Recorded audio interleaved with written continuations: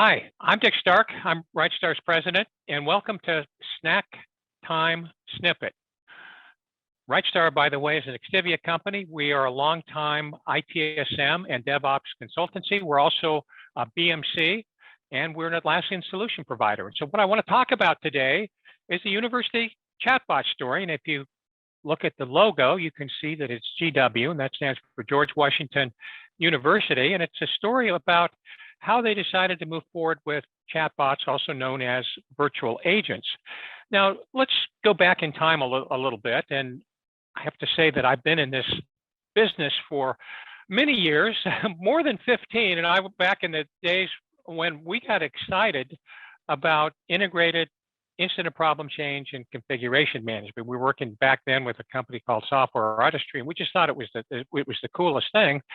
So fast forward to the future, and although you can say that the ITSM tool set vendors haven't made as much progress in terms of innovation as maybe Gartner expected them to, they've really caught up in the past few years or so. And now we have things like chatbots, which you're going to hear a little bit about.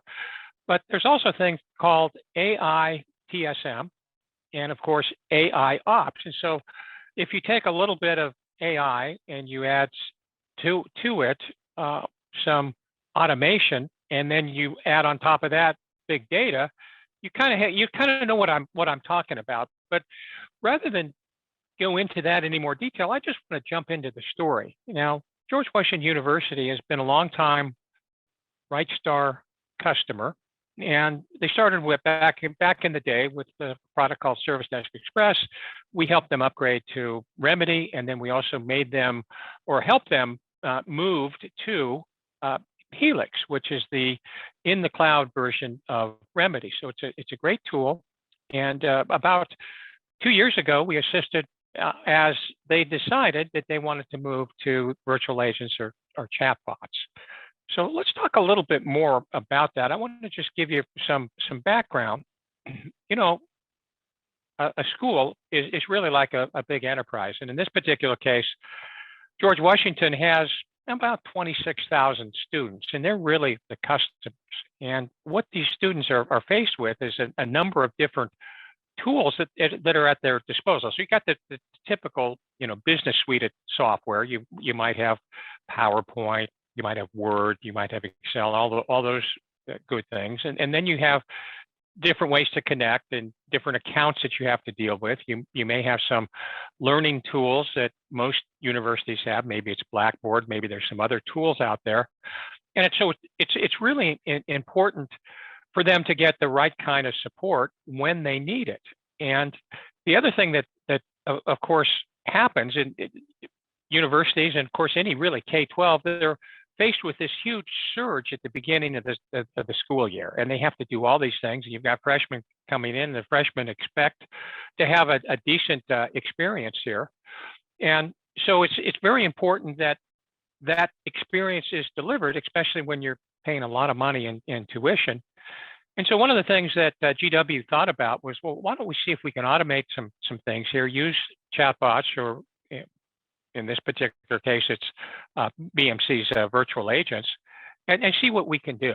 And so we thought about that, and they said, well, let's not roll everything out all at once to all the students, because who knows what would happen if we did that. Let's just start with a trial. And the trial that they decided to move forward with was just the incoming freshmen a couple of years ago. So I said, okay, let's build some use cases, because we don't want to overcomplicate this, and figure out what really is important to them and go from there. And so let me kind of give you a picture of what this looks like then. So you might have a student, and of course the student comes in, and most students, at least the ones that I've met, they don't normally pick up the phone and call anybody. What they would do is that they would just text somebody. But so they can text in a question that they might have.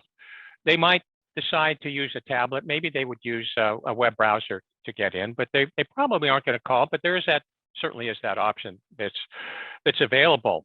And so in this particular case, what are some of the use cases that GW decided to move forward with? Well, maybe you forget your password. That's a pretty straightforward one. What if maybe the Wi-Fi is not working? You're in your dorm room, or maybe you're somewhere else. You can't get connected. That could be a problem. Maybe your laptop has died. Maybe you can't access a particular piece of software that you're supposed to be able to, or maybe you just need a new account. So they set up some use cases like this, and they said, here you go, okay? And so as you can see, if you look at the diagram, you can come in and you can put in a specific request. And by the way, you're talking to IBM Watson on the back end, so it's quite possible that if they have a homework assignment and they need some information, they could say, hey Watson, what can you do for me? And by the way, they don't call the system Watson. It's called Martha. Okay, George Washington. Get it? But anyway, so you can see in this particular case, they could come in. There could be a Slack request that's submitted, and maybe they want to put in a request that ends up on the BMC side in Helix here in what's called digital workplace. And so maybe they're going to get their account set up, or they're going to ask for a new account somewhere.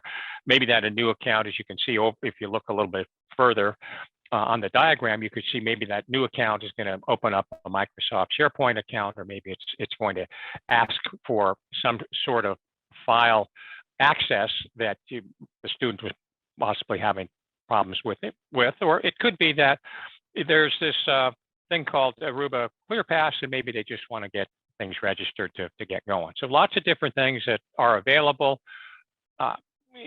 Really, the question then is, well, what happened then? Well, after the first year, it was very effective. The students liked it, got a lot of usage, and obviously, if you see here, they now rolled it out to about 70,000 tickets per year and about 26,000 students that are supported. So it's a pretty big deal.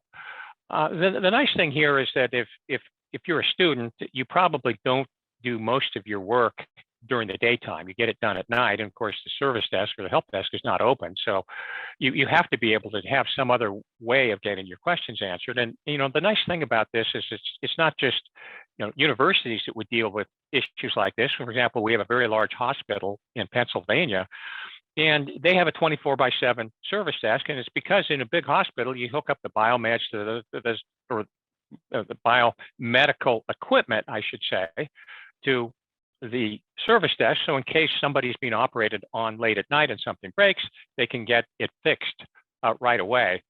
And what you can do is you can say, well, normally we don't really get a lot of calls at night, but yet we have to pay for all these people, and it's a contractor that we use. So if we get rid of that, we'll have a huge savings here, and we can turn the chatbots on, and they should be able to do just as well as the human beings. And I do want to say that we were talking about this to another prospect. It was a government contractor, and they said, wow, this looks really cool. We see some potential savings here. How many jobs are we going to eliminate? And we said, well, typically you don't eliminate anybody. You may redirect them and have them do something else. But apparently somebody that we were talking to got spooked. They went to HR and they said, hey, look, it looks like my job's going to get cut. I don't want this. Let's not move forward. So all of a sudden our opportunity has been placed on hold. So, go figure that one out. But as you can see, there's some other positive outcomes here. There's a lot of good that's come of this. It turns out that the students can get their service desk requests handled in a much more efficient manner. It can speed things up. It can reduce the overall cost, and of course, it can improve customer satisfaction here. And there's other departments outside of IT that can certainly be turned on to use this down the road, and that's a really good thing. So, all in all, a very successful case study. We're happy to be part of this, and we look forward to continuing to work with GW and other organizations as they progress through their own digital transformation. That's it with Snacktime Snippets. Thanks very much for listening, and we will see you the next time. So long.